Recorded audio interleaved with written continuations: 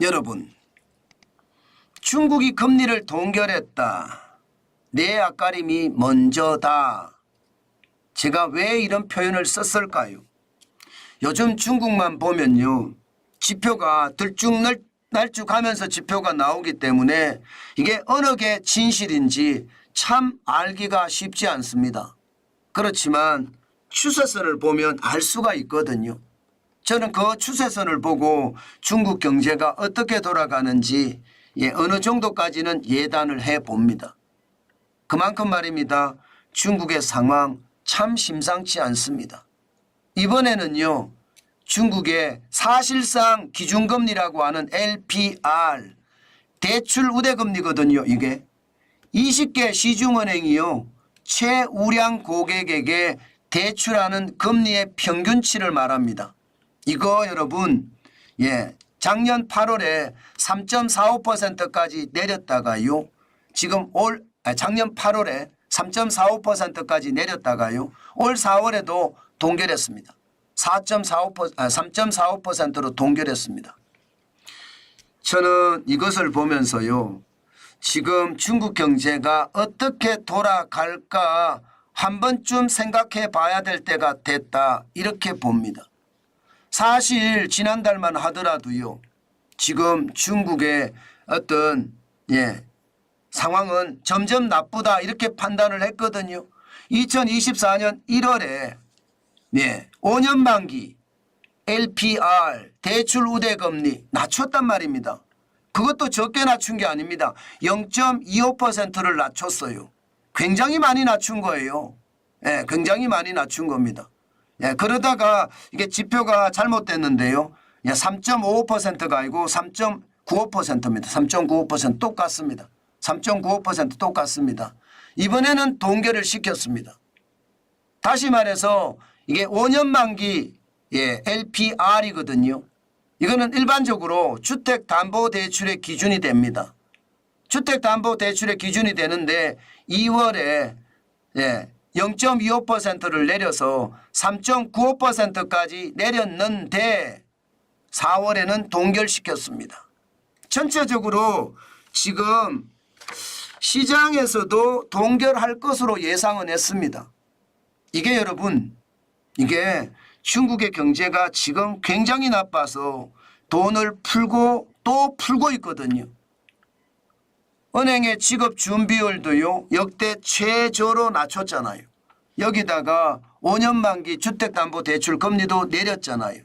그러면서 말입니다, 빚내서 집 사라 하고 있는 거예요. 그렇게 금리를 계속 돈을 풀고 금리도 내리고 이러고 있다는 뜻입니다.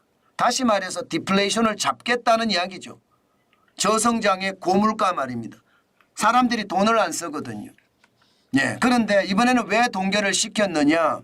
기본적으로는요, 이번 1월에 성장률이 5.3%예요.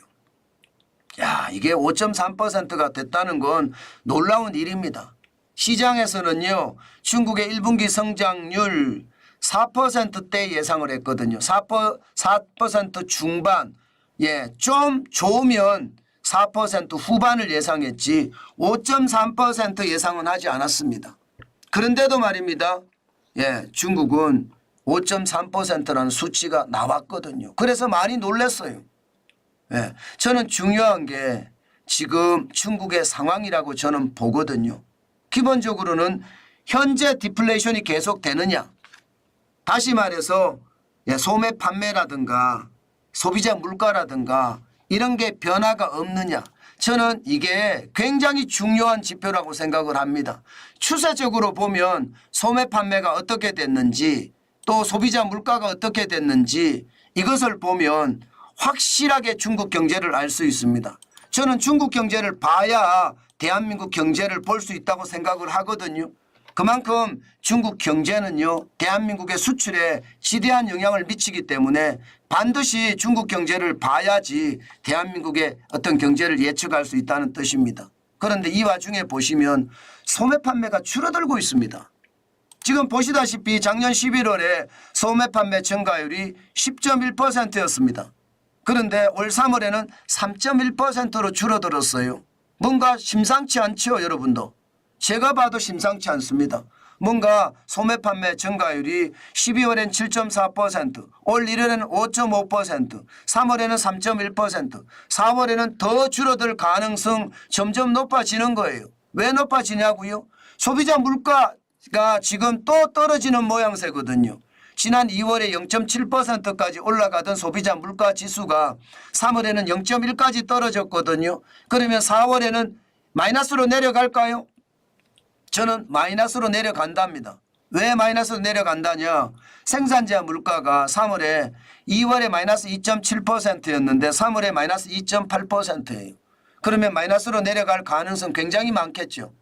모르죠. 또 통계를 조작해서 어떻게 만들어낼란지 모르지만 지금 현재 분위기는요. 내려간다예요. 생산자 물가는 그 다음 달 소비자 물가에 그대로 반영이 되잖아요.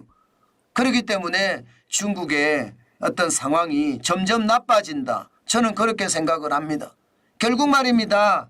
지금 중국은요. 금리를 동결시키는 이유가 지금까지 돈을 푼 것은 계속 풀었고 앞으로도 상황에 따라서 더 풀겠다. 지금 이런 이야기예요. 상황에 따라서. 그래서 제가 내 앞가림이 먼저다 이렇게 이야기한 겁니다. 지금 중국은요. 다른 나라를 볼 수 있는 여유가 없다는 뜻이에요. 생산자 물가가 이렇게까지 떨어지면 말입니다. 실질적으로 2016년 이후에 중국의 생산자 물가는 가장 긴 하락세를 유지한다고 하거든요. 2022년 10월 이후 18개월째 마이너스 행진입니다. 그렇게 따지면 지금 중국의 경제는 지금 예상했던 것보다가 또 중국에서 발표하는 것보다가 생각보다 더 나쁠 수 있다는 것을 가정해야 된다는 뜻입니다. 중국의 경제라는 게 우리가 다 할 수는 없지만 전체적으로는 확실히 나빠지는 모양새 저는 보인다고 봅니다. 생산자 물가가 이렇게 나쁜데 소비자 물가가 또 올라갔다는 거 이것도 잘 이해가 안 되는 부분이기도 하고요. 중요한 것은요. 성장률이 소비가 이렇게 꼬꾸라졌는데도 성장률이 5.3%까지 갔다는 것도 저는 조금 이해가 안 되는 부분이기는 해요. 전체적으로는요. 지금 중국은 성장률의 어떤 상황보다는 금리를 동결해서 이 동결한 돈 푼 돈이 시장에서 어떻게 움직일지 다시 집값을 올릴지 여기에 집중하고 있다. 저는 이렇게 보면 될 것 같습니다. 그러나 분명한 것은요. 경제가 썩 좋아지는 것은 아니다. 저는 그렇게 보는 것이 맞다고 저는 봅니다.